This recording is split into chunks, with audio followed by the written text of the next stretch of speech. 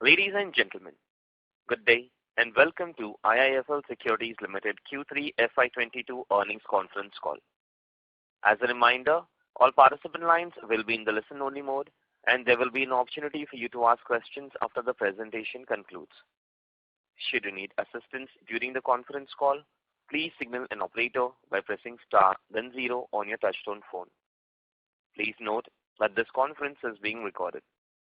I now hand the conference over to Mr. Venkatraman. Thank you, and over to you, sir. Good afternoon, friends. Thank you for joining the third quarter analyst call for IIFL Securities. I am R. Venkatraman, Managing Director and co-founder of the group. Along with me are Ronak Gandhi, CFO of IIFL Securities, and Anup Varghese, who is the group IR in charge. I also take this opportunity to wish all of you a very happy new year and hope that all your near and dear ones continue to remain safe. We have seen a spike because of the third wave of COVID, but hopefully this risk is getting subsided due to a huge vaccination drive achieved by the government. Broking industry continues to get a boost from significant customer acquisition, not only in Tier 1 but also in Tier 2, Tier 3 and smaller locations, driven primarily by technology. As a country, our broking client penetration is very low compared to 10%, double-digit plus in developed countries, indicating a huge potential and runway for growth. Stock markets in January 22 started with volatility and decline because of fears of ongoing lingering pandemic as well as interest rate hikes not only in India but across the globe, especially in USA.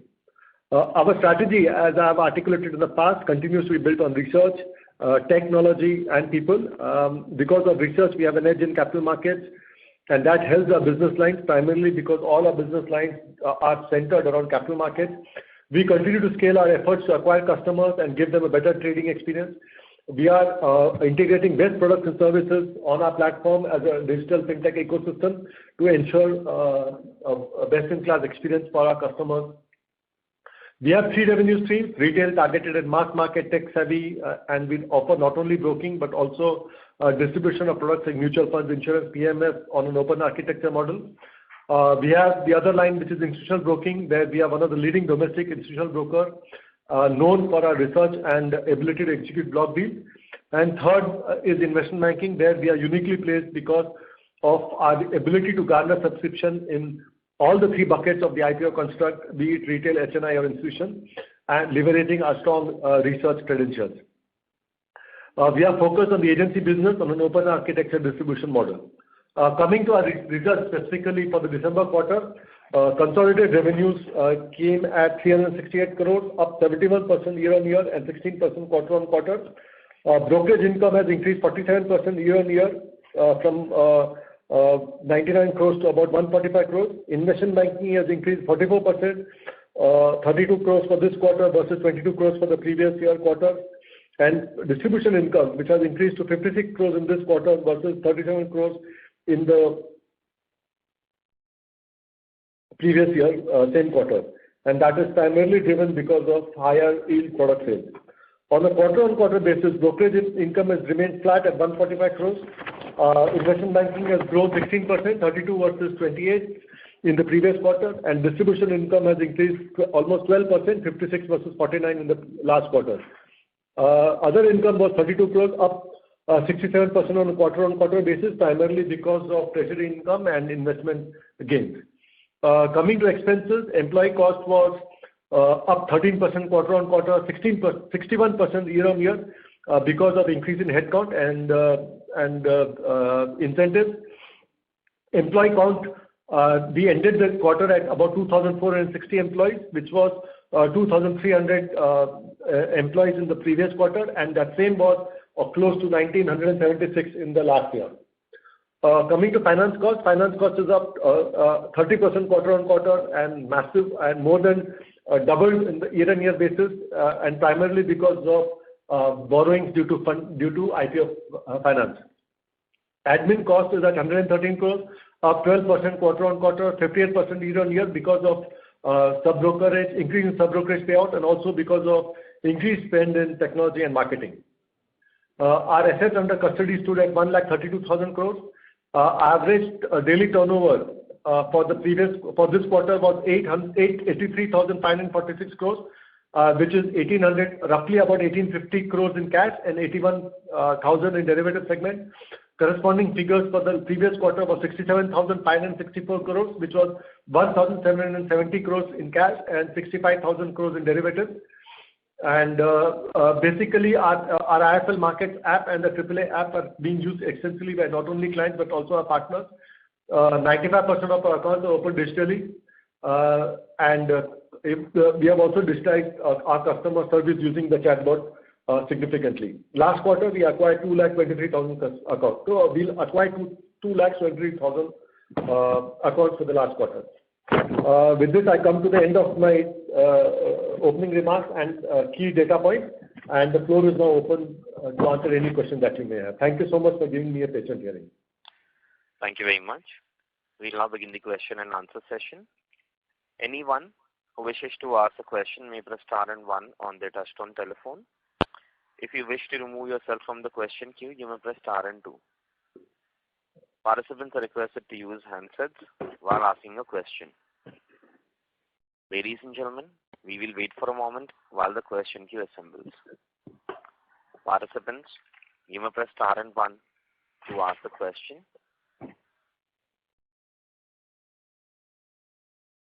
The first question is from the line of Rishikesh Oza from Robo Capital. Please go ahead.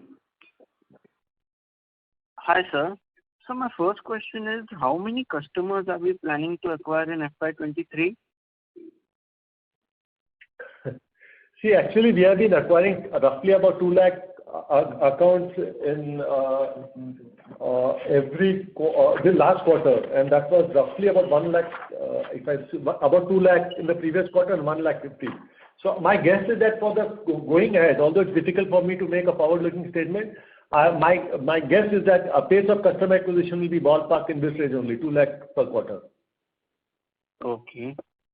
And my second question is, sir, if we see almost all of our competitors are growing very fast, and some competitors are somewhere around doing 600 to 700 crores revenues per year. So in this backdrop where the competition is growing very fast, do we have any internal revenue growth target? Any indicative number will be very useful, sir. See, actually, to be very honest, so if you look at it, although we have also have internal targets, as unfortunately I will not be in a position to share with them, but roughly let me tell you the elements of our strategy so that you get an idea what we are doing.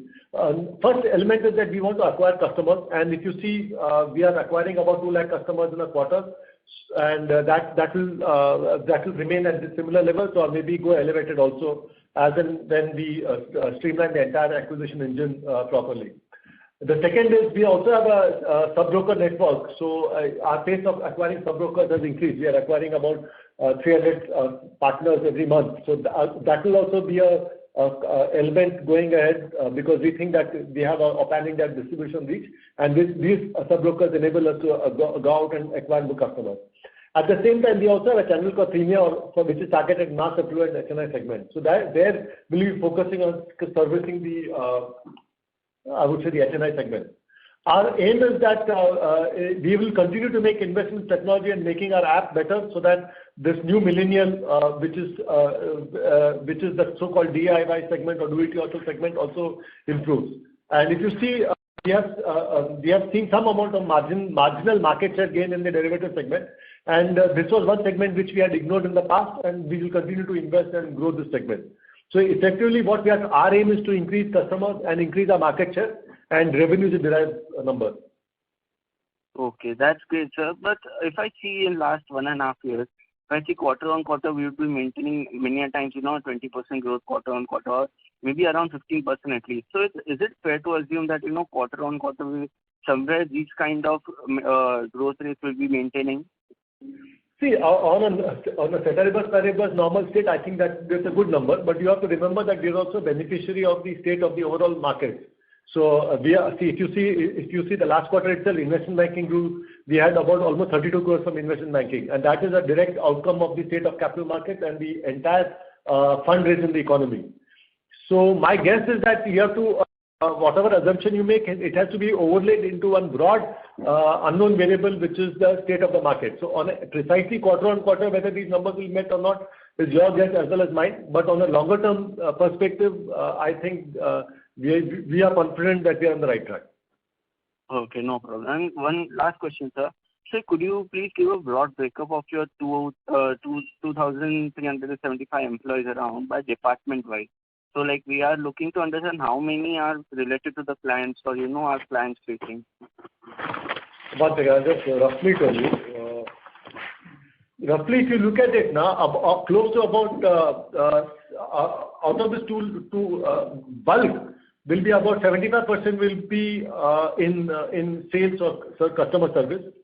And then others are all support. So it will be 75-25. Okay, got it. That was helpful. Thank you very much. Thank you. Thank you. Ladies and gentlemen, you may press star and 1 to ask a question.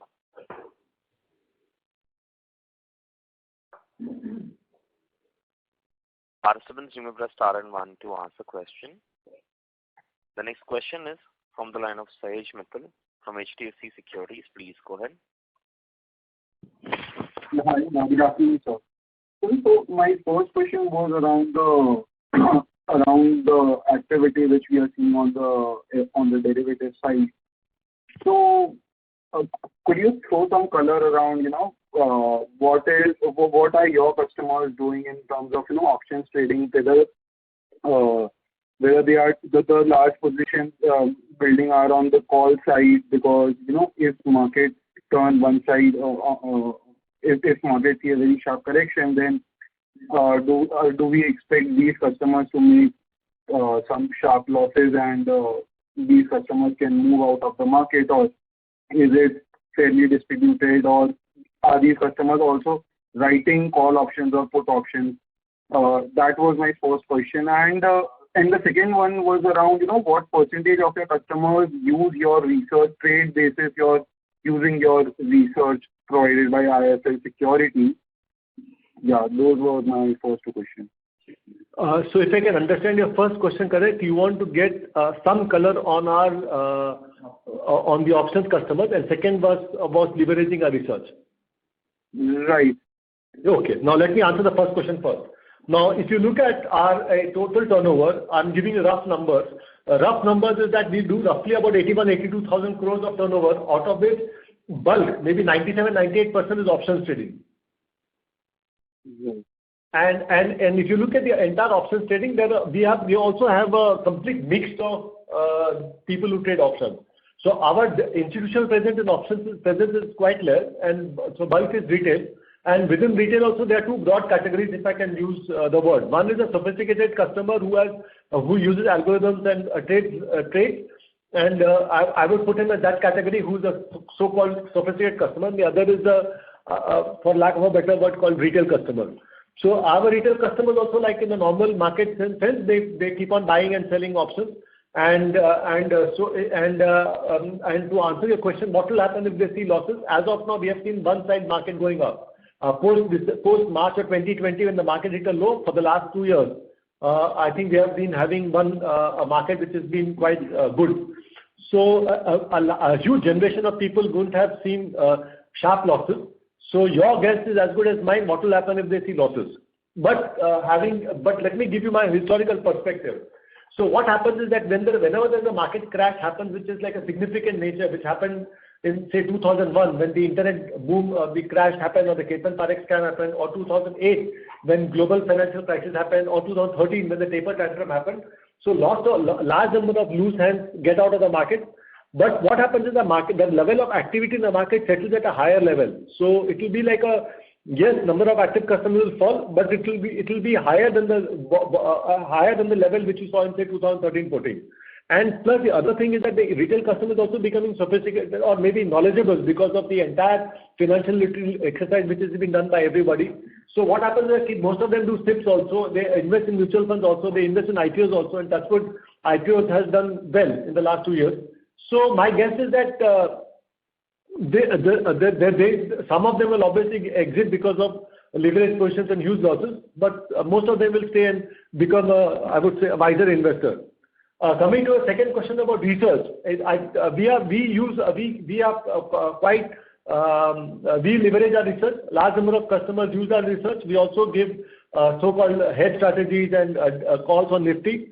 So, and most of the customers use it, but many of the customers read it, but they don't use it also. So we track, and I think about customers, about 20-25% of the customers use our research, and bulk of them don't use it. But I don't have a scientific basis. This is the sense we get after looking at data. And so could you quantify, this customer base, like you highlighted that the sophisticated and algo there are two set of customers. One is the sophisticated and algo customers, and on the other side you have simple option buying and selling customers. So what would this mix look like? I don't have the data right now in front of me. I'll get this answer. Run a quick, let's go.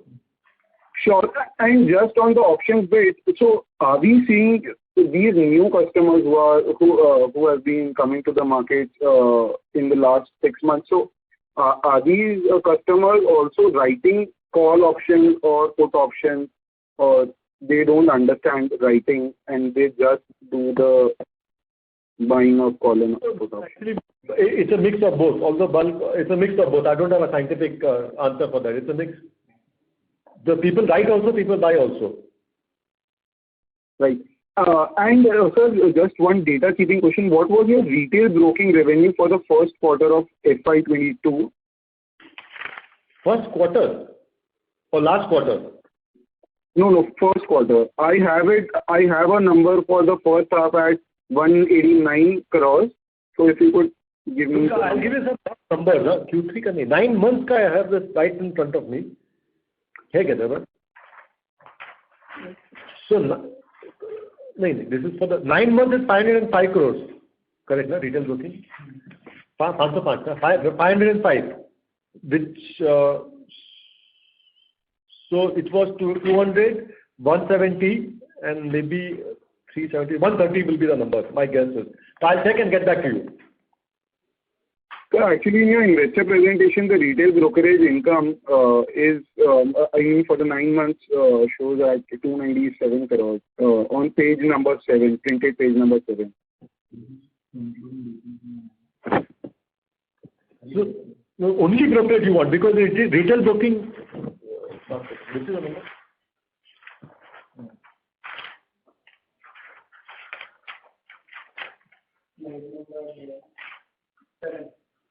So this for the 9 months 300 crores, and I have given you 500 crores because it includes demat charges, DPD charges for retail customers, everything, etc. Got it. And against this 290 and against this 300 crores, what? Send an email to for the number. I'll send you the complete breakdown how much of the retail broking income for the full year. Sure. And on the staff cost side, so given that we have in-state equities business as well, so what would the staff cost for the retail business look like? Retail staff cost is क्या? I don't have the number upfront with me, so I will. One second.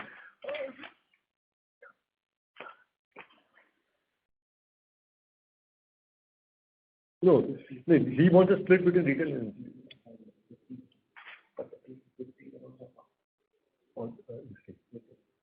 retail will be roughly. I'll get back to you on this. Sure, no problem, sir, no problem. So you want 2 questions. One, you wanted the brokerage income for the last 3 quarters on pure brokerage income, excluding demat charges and other charges. And second thing is you wanted to know exactly employee cost for the institutional business. For the retail business, right? The split between the institutional and the retail. Done. I'll send it back to you. I'll appreciate if you can send an email to Anup Varghese, then so that you get the answer back surely. Sure, sir, I'll do that. Thanks a lot. Thank you so much. And all the best. Thank you. Thank you. Participants, you may press star and 1 to ask a question. Ladies and gentlemen, you may press star and 1 to ask a question. The next question is from the line of Pranay Javeri from J&J Holdings. Please go ahead. Hi, sir. Good afternoon. Thank you for giving this opportunity. Good afternoon. Yeah. So many congratulations on good set of numbers and great dividend. Thank you so much. Thank you. I just wanted to understand this facility and that line item which is quarter on quarter gone from 18 crores to 30 crores.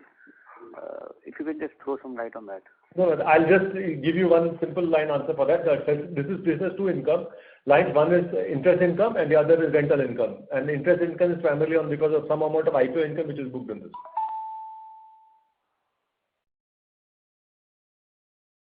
Hello, IPO financing income, part of it gets booked into this. IPO financing. Okay. And sir, what is your net cash position, sir? Net cash position is that we have a loan of about 193 crores, cash about 350 crores, so net cash is about 160. 160 crores. Okay. And sir, what is the progress on our real estate asset? We are planning to sell some. This last quarter we could not sell anything, and as I said earlier also, it's a long-term process, and we are slowly and steadily trying to sell everything. And the valuation, as earlier in earlier calls you have pointed out, it is in the range of about 550-600 crores, right? I think it will be in the same range only. Okay. And any color on this other income part which has rose quarter on quarter and year on year? See, sorry, which one? Other income. See, the other income which has grown up, as I said in the opening remarks, has gone up to 32 crores primarily because of treasury income and investment gains.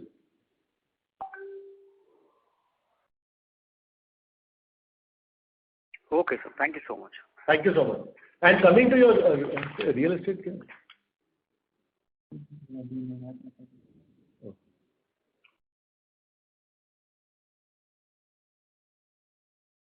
Hello? Yeah, yes, sir.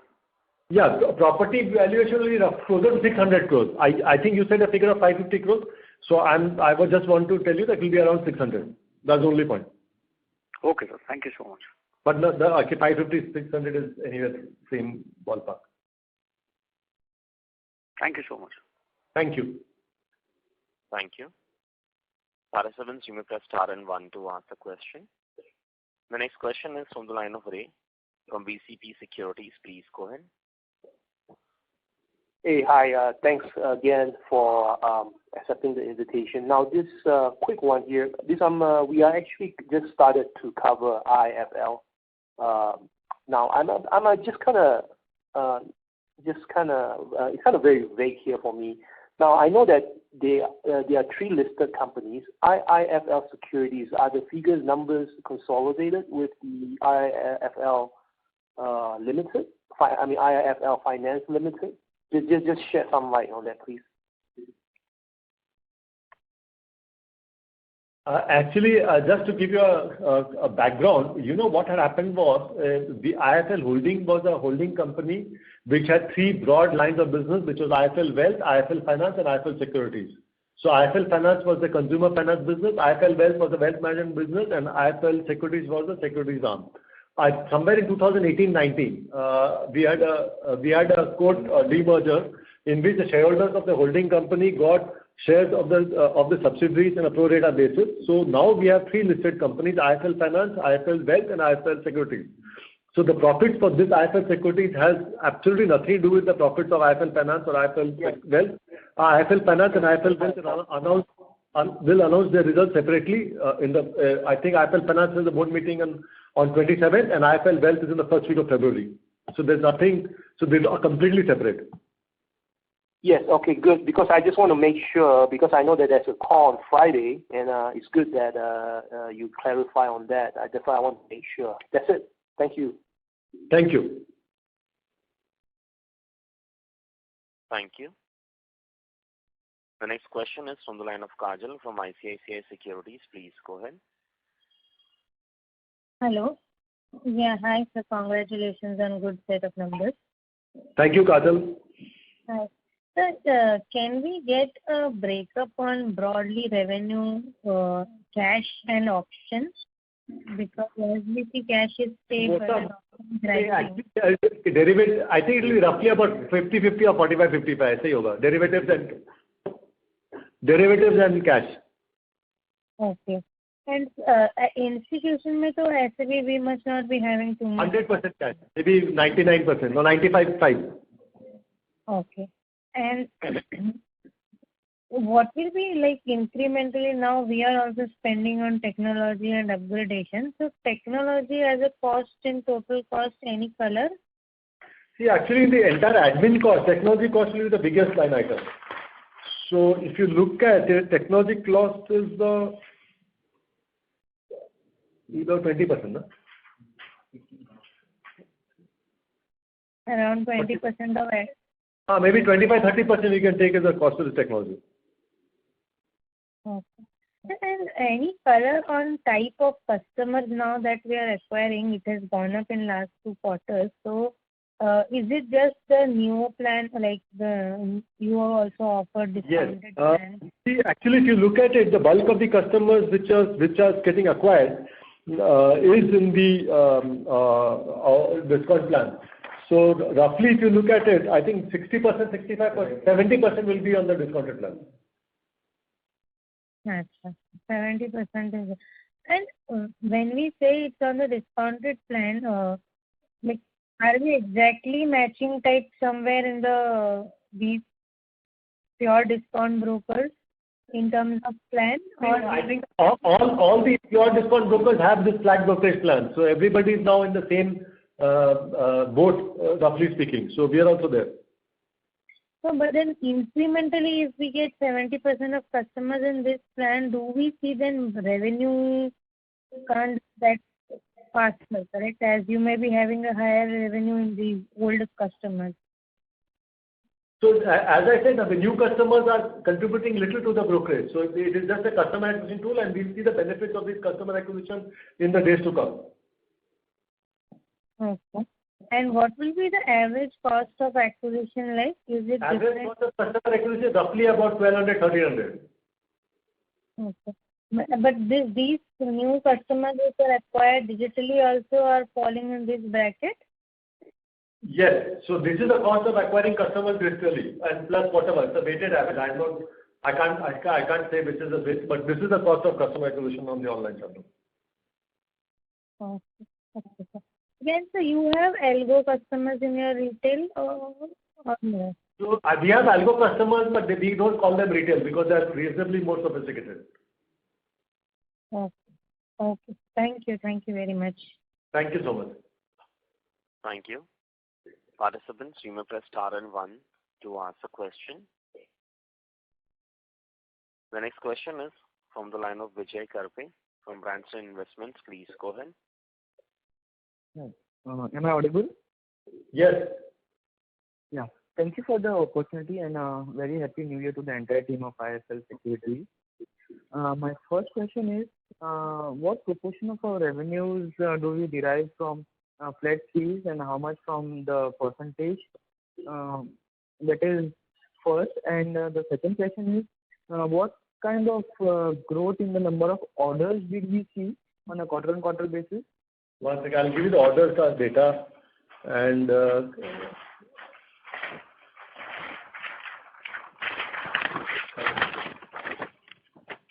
order, no? 14%, no? So we saw the order increase by 14%.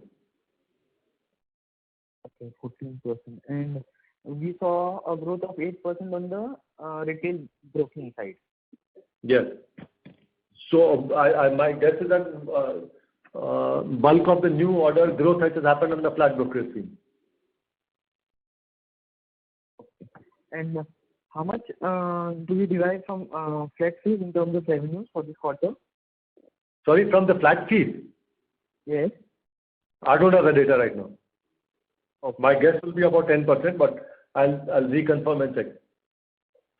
Okay. Also, how much is our MTS book in Q3 and how much was it in Q2 on an average basis and also at the end of period? Which one? MTS book. Once again, I'll give you a... MTF book is roughly about 190, no? 225. MTF for the quarter end was 225. 25. And how much was it in Q2? 150. 190 has become 225. 190. Okay. Great. Okay, so we also talked about the technology investments. So on an absolute basis, how much was it, and how will it help us in our broking business and also in our distribution business? One. No, sorry. What's the question? Sorry. My question is, how much was our absolute investment in technology, and how will it help us in our broking side as well as on the distribution side? See, if you look at our absolute cost, I don't have, but technology investments are very important because in this entire world, for our distribution business or for broking business, UI, user interface, user experience, speed of order execution, stability of platform, all of them are very important. So we have no choice but to continue to invest and upgrade our tech infrastructure. Okay, so this was mentioned to be 25%, so this is 25% of the other expenses, which were at 58 crores? Yes, uska 25-30% will be there. Okay. One last question. Did you see any impact of third wave on the distribution business? And also, how is it looking for Q4? See, we have no, as of now, it's very difficult for us to comment on the impact of distribution business on the third wave because it is too early, and we have seen the third wave coming in the last week of December to maybe 2 weeks of January. So my guess is that because of customer meetings getting postponed, sale of high yield products will get affected. But as I said, it's too early for me to comment. Good. Thank you so much. Thank you. Thank you. Participants, you may press star and 1 to ask a question. The next question is from the line of Bhuvanesh Garg from Investec Capital. Please go ahead. Hi. Thank you for the opportunity. Sir, can you please provide the breakup of broking revenue into pure retail broking, institutional broking, and institutional IB shared revenue? See, IB, I gave that income. IB is, brokerage and related income is about 172 crores for this quarter, and IB is about 32 crores. IB 30 crores. So that is institutional. So when I say brokerage and related income, broking will be about, out of this 140 crores will be broking, 32 crores is other stuff, which is DMAT and dealer interest charges and all, and investment banking is 32 crores. Okay, and this 140 crore includes both retail and institutional, is it? Yeah, it will be about 60, maybe 60-40 split between. 60-40 split. Okay, sir. Okay, thank you. Thank you. Participants, you may press star and 1 to ask a question.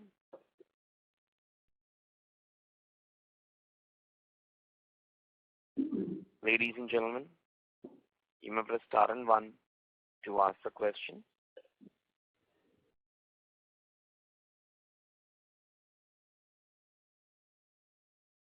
Anyone who wishes to ask a question may press star and 1.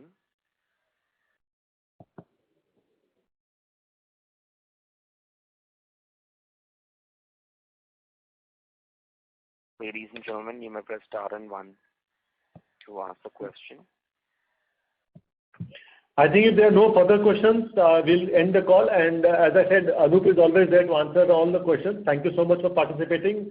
And Anup, what's your email? IR. Investor.relations at IIFL.com is Anup's email. And whatever query you have, please send there so that we can look into it and reply. Thank you so much. Thank you very much. On behalf of IIFL Securities, that concludes this conference. Thank you for joining us. You may now disconnect your lines. Thank you.